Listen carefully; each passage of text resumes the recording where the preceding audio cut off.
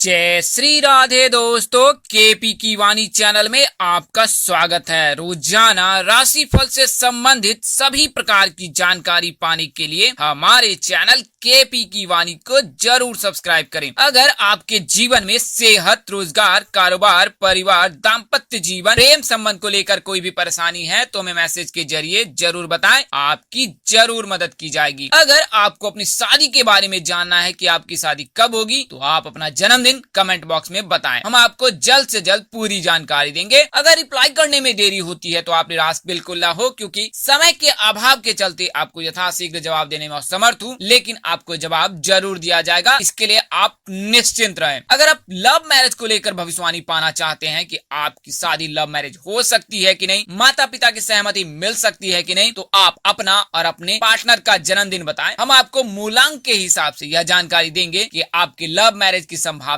कितनी है, love marriage होगी अथवा अरेंज मैरिज होगी। वहीं शादी की जानकारी आपको जन्मदिन के हिसाब से दी जाएगी। यह एक अनुमानित जानकारी होगी, यानी कि आपको शादी वर्ष की जानकारी प्राप्त होगी। इसमें कुंडली दिखाने के बाद मामूली बदलाव हो सकता है। ऐसा बदलाव तब हो सकता है जब जातक मांगलिक हो या बुध शुक्र की युति हो या फिर काल सर्प दोष लग रहा हो। शनि या केतु का विवाह घर में उपस्थिति भी शादी में देर करवाता है। तो यह बदलाव तब हो सकता है जब आप अपनी निजी जानकारी कुंडली बनाकर प्राप्त करते हैं। दोस्तों, आपको बताना चाहूंगा कि अब आप केपी की वाणी से शादी की कुंडली भी बनवा सकते हैं। इसमें आपको आपकी शादी कब होगी, कहाँ होगी, कैसे होगी, किससे होगी, किस दिशा में होगी, किस नाम से हो सकती है, किस राशि से करनी चाहिए, जीवन साथी का रंग रूप स्वरूप स्वभाव कैसा होगा, ससुराल के लोग कैसे होंगे, ससुराल में आपका जीवन कैसे गुजरेगा, ससुराल में घर कैसा होगा, पति क्या कर रहा होगा, क्या वह सरकारी नौकरी में होगा या प्राइवेट जॉब में होगा, इन तमाम तरह की जानकारी आपको कुंडली बनाकर दी जाएगी। साथ ही आपको कुंडली से यह भी जानकारी दी जाएगी कि आपके लव मैरिज की संभावना कितनी अधिक है। ऐसा देखा जाता है कि मंगल राहु मंगल केतु के युति बनने पर लव मैरिज की संभावना बढ़ जाती है। तो अगर इस तरह का संयोग आपकी कुंडली में होगा तो आपको पूरी जानकारी दी जाएगी। वहीं किसी प्रकार के दोष लगने पर उसके उपाय भी बताए जाएंगे और यह उपाय बेहद ही सरल बताए जाते हैं। इसके लिए आप 8521835670 पर व्हाट्सएप मैसेज अथवा फोन कर संपर्क कर सकते हैं। नंबर एक बार और दोहरा देता हूँ, 8521835670। अगर जल्दबाजी में नंबर निकल गया है तो आप स्क्रॉल करके नीचे आए और डिस्क्रिप्शन बॉक्स में आराम से नंबर नोट कर सकते हैं। संचार के सभी माध्यमों से आप केपी की वाणी से जुड़ सकते हैं। अगर आप कॉन्फिडेंशियल रहना चाहते हैं या चाहती हैं, अगर आप चाहते हो कि आप अपना नंबर शेयर ना करें तो आप kpkiwani@gmail.com पर मेल के जरिए भी संपर्क कर सकते हैं। अन्यथा आप kpkiwani.blogspot.com पर विजिट करें और वहां आप कुंडली से संबंधित जानकारी प्राप्त कर सकते हैं। आपको बताना चाहूंगा कि जिन जातकों की शादी तय हो चुकी है वे अपनी कुंडली मिलान अवश्य ही करा ले।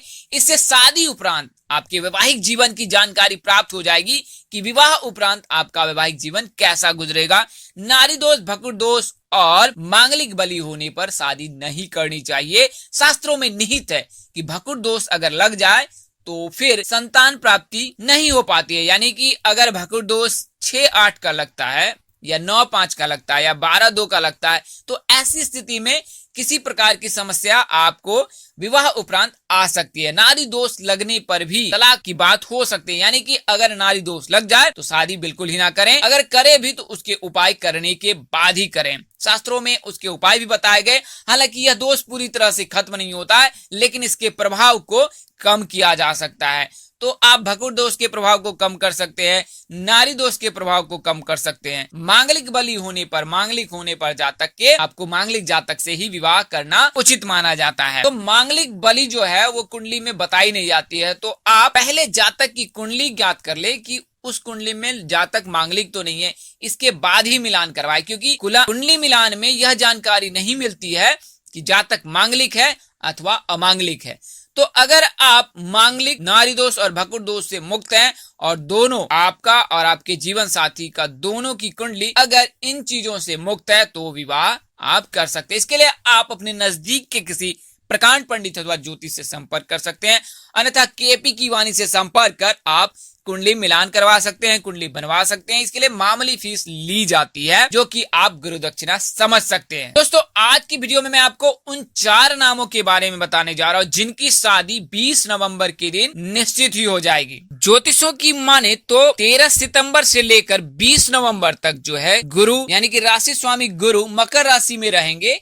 इसके बाद 20 नवंबर 2021 को गुरु जो है वो कुंभ राशि में प्रवेश कर जाएंगे। तो कुंभ राशि में प्रवेश करने से राशि परिवर्तन से कई जातकों को लाभ मिलने वाला है और यह लाभ सभी प्रकार के हो सकते हैं। इनमें विवाह भी शामिल है, यानी कि उन 4 जातकों के लिए बेहद ही शुभ अवसर आ रहा है, शुभ मुहूर्त आ रहा है कि 20 नवंबर के दिन उनकी शादी अवश्य ही हो जाएगी। आइए इसके बारे में पूरी जानकारी प्राप्त कर लेते हैं। आगे बढ़ने से पहले उन जातकों को बताना चाहता हूँ कि जिनकी शादी में देर हो रही है, उनकी शादी में देर होने की क्या वजह हो सकती है और उसके निवारण क्या है। तो कई प्रकार से ज्योतिष गणना की जाती है जिसमें यह बताया जाता है कि शादी में बाधा क्यों आ रही है। तो अगर सप्तम भाव में बुध और शुक्र की युति लग जाती है तो ऐसी स्थिति में क्या होता है कि शादी देर से होती है या आधी अवस्था में होती है। यानी कि अगर 30 से 35 साल के बीच में अगर आपकी आयु है तो 35 साल या उसके बाद भी शादी हो सकती है। ऐसा तब होता है जब बुध और शुक्र की युति लग रहा हो सप्तम भाव में। इसके अलावा द्वादश भाव में अगर गुरु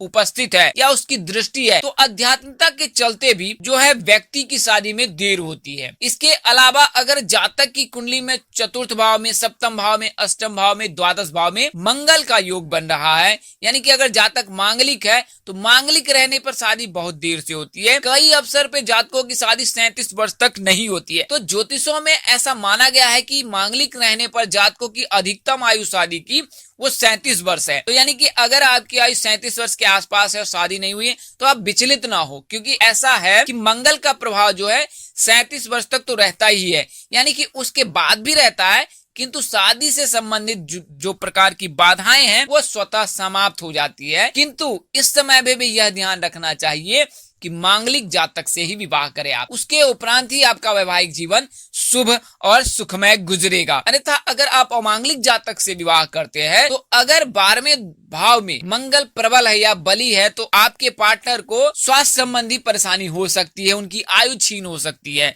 तो इस चीज का अवश्य ही ध्यान रखें और उसके उपरांत ही आप विवाह करें। इसके अलावा अगर लग्न में और सप्तम भाव में राहु केतु या केतु राहु बैठा है या उपस्थित है और इनके बीच में सभी ग्रह उपस्थित है तो ऐसी स्थिति में काल सर्प दोष लग जाता है। सभी देशों में यही माना गया है कि शादी में देर होगी। तो काल सर्प दोष लगने पर ऐसा माना जाता है कि त्र्यंबकेश्वर में या नासिक में आप शिव मंत्र का जाप करवाए या पूजा करवाए तो काल सर्प दोष दूर होता है। इसके अलावा अपने स्थानीय पंडित से भी महामृत्युंजय मंत्र का जाप करवा सकते हैं। आप चाहे तो केपी की वाणी से भी संपर्क कर काल सर्प दोष करने के उपाय करवा सकते हैं। इसके लिए मामूली सी शुल्क पर आपको मंत्र जाप करवा के आपके काल सर्प दोष की जो प्रभाव है उसको कम किया जाएगा। तो आप यह जान ले कि काल सर्प दोष अगर लग जाए तो विवाह में बहुत बाधा आती है।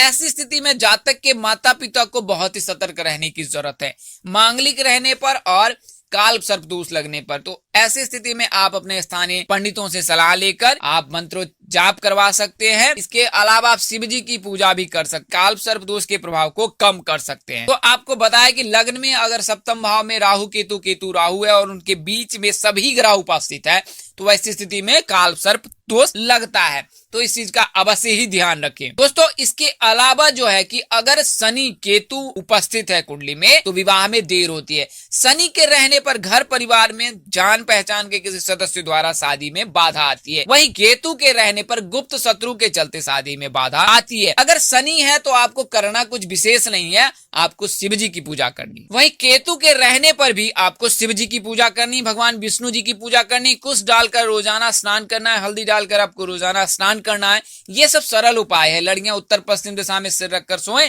और लड़के पूर्व दिशा में सिर रखकर सोएं। इससे जो है शादी में आ रही बाधाएं दूर होती है। तो आप इन उपायों को जरूरी करें, अन्यथा आप अपनी कुंडली केपी की वाणी से जरूर दिखवा ले और जानकारी प्राप्त कर लें। कई जातक ऐसे होते हैं जो जन्मदिन के हिसाब से जानकारी प्राप्त करना चाहते हैं या नाम के अनुसार से प्राप्त करना चाहते हैं। आपको यह बताना चाहूंगा, आप इन चीज को जरूरी समझो कि नाम से और जन्मदिन से सटीक जानकारी नहीं मिल पाती है। आप मामूली फीस देकर केपी की वाणी से अपनी शादी से संबंधित सही जानकारी, सटीक जानकारी, सत्य जानकारी प्राप्त कर सकते हैं। इसमें आपकी शादी कब होगी, कहाँ होगी, कैसे होगी, किससे होगी, किस नाम से हो सकती है, किस राशि से करनी चाहिए, जीवन साथी के संबंध में सभी प्रकार की जानकारी, ससुराल में आपके लड़के कितने भाई बहन होंगे, आपकी जो धर्मपत्नी उनके कितने भाई बहन होंगे, सभी प्रकार की जानकारी आप प्राप्त कर सकते हैं। तो यह आप तो आगे बढ़ते हैं और आगे आपको उन 4 नामों के बारे में बताते हैं जिनकी शादी के योग 20 नवंबर के दिन प्रबल है, यानी कि उस दिन शादी हो ही जाएगी। पहला नाम अक्षर जो है वो एस से है, तो एस यानी कि कुंभ राशि। कुंभ राशि के जो राशि स्वामी है वो शनिदेव है और इनके आराध्य देव भगवान शिव जी हैं, यानी कि शिव जी और शनिदेव की विशेष कृपा कुंभ राशि के जातकों पर बरसती है। तो गुरु के कुंभ राशि में प्रवेश करने से, जैसा कि आपको पता है कि 15 नवंबर को देव उठान एकादशी है और उस दिन से विवाह मुहूर्त का शंखनाद हो रहा है, तो उस दिन से ही विवाह मुहूर्त शुरू हो रहे हैं। इसके 5 दिन बाद यानी कि 20 नवंबर के दिन गुरु भी जो है वो कुंभ राशि में प्रवेश कर रहा है।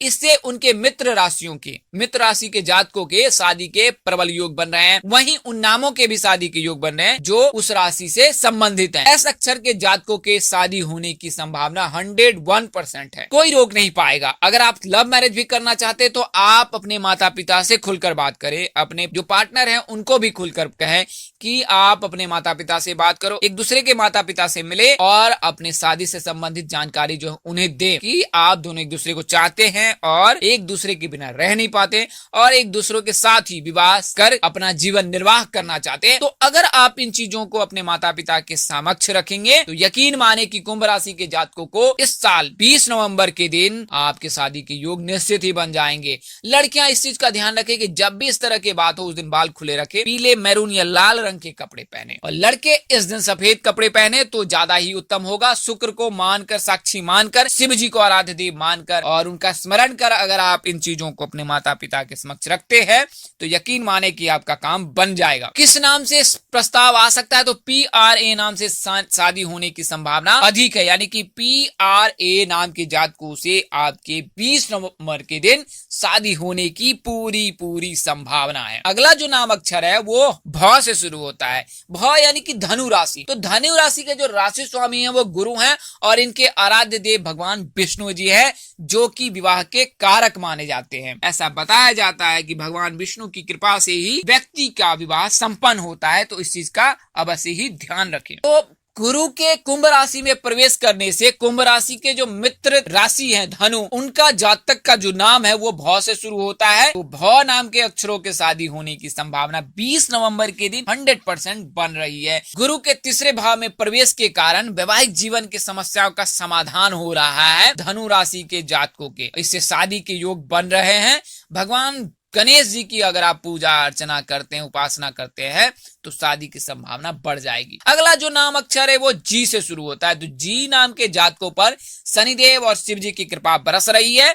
इसके चलते जी नाम के लड़के लड़कियों के शादी के प्रबल योग है कि 20 नवंबर के दिन शादी हो ही जाएगी, क्योंकि इस महीने गुरु कुंभ राशि में प्रवेश कर रहा है।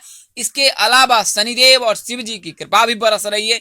गुरु का पंचम भाव में दृष्टि और द्वादश भाव में, एकादश भाव में भी शुभ ग्रह की दृष्टि संयोग बना रहा है कि जी नाम के जातकों की शादी अवश्य ही हो जाएगी। आपको करना कुछ विशेष नहीं है, केवल शिव जी की ही पूजा करते रहें, कच्चा दूध चढ़ाए, चने की दाल चढ़ाए और उनकी पूजा अनवरत आप जरूर ही करें, तो आपकी विवाह की संभावना 101% है। अगला नाम अक्षर वो है वो द से शुरू होता है।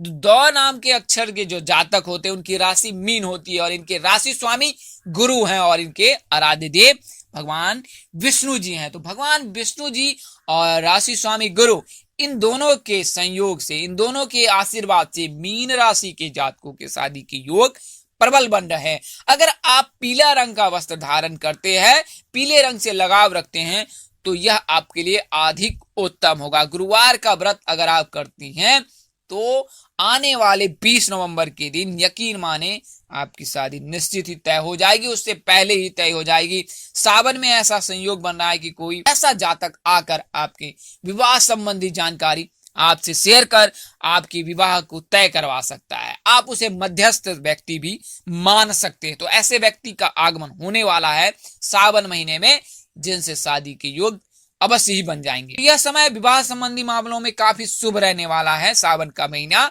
और इसी शुभ के चलते आपकी शादी होने की संभावना नवंबर में प्रबल है। तो मीन राशि के जातकों के मांगलिक कार्य यानी वैवाहिक मांगनों में भाग्य का पूरा साथ मिल रहा है इस वर्ष, और सभी इंतजार की जो घड़ी है वो समाप्त हो जाएगी और आपकी शादी अवश्य हो जाएगी। तो 20 नवंबर के दिन आपकी शहनाई अवश्य बजेगी। इन 4 नामों के जो है मैंने आपको जानकारी दी है। अगर आप अपनी निजी जानकारी पाना चाहते हैं, जन्मदिन से पाना चाहते हैं तो कमेंट करें, और अगर कुंडली से पाना चाहते हैं तो आप संपर्क करें। आप अपनी कुंडली बनाएं और जानकारी प्राप्त करें। इस वीडियो में बताई गई जानकारी ज्योतिष, पंचांग, मान्यताओं और धर्म ग्रंथों से दी गई है। हमारा उद्देश्य महज आपको सूचना पहुंचाना, आप इसे सूचना हेतु मिले। इसके अतिरिक्त अगर आप इनको मानते हैं, अपनाते अथवा उपयोग करते हैं तो इसके आप स्वयं जिम्मेवार हैं। आप चाहे तो केपी की वाणी से संपर्क कर ले, अन्यथा आप अपने नजदीक के किसी प्रकांड पंडित अथवा ज्योतिष से संपर्क कर अपनी निजी जानकारी प्राप्त कर ले। दोस्तों, इस तरह की अन्य वीडियो देखने के लिए हमारे चैनल के डैशबोर्ड अथवा प्लेलिस्ट पर जाएं और अपनी राशि अनुसार वीडियो जरूर देखें। तो दोस्तों, आपको यह जानकारी कैसी लगी, लाइक कर, कमेंट कर, शेयर कर हमें जरूर बताएं। अगर आप मेरे चैनल पर पहली बार विजिट कर रहे हो, चैनल के कार्यक्रम आपको पसंद आए हैं, तो आप सब्सक्राइब करना बिल्कुल ही ना भूलें। माता रानी की कृपा से आपके चेहरे पर हमेशा मुस्कान बनी रहे, आप सब परिवार स्वस्थ एवं सुखी रहे। आप सभी के प्यार और स्नेह के लिए आप सबको हृदय से धन्यवाद करता हूं। आप लोग इसी तरह हमारे साथ जुड़े रहे, इन्हीं शुभकामनाओं के साथ आपसे विदा लेता हूं। नमस्कार, जय श्री राम दोस्तों, जय श्री कृष्णा, जय माता दी, जय वाहिगुरु।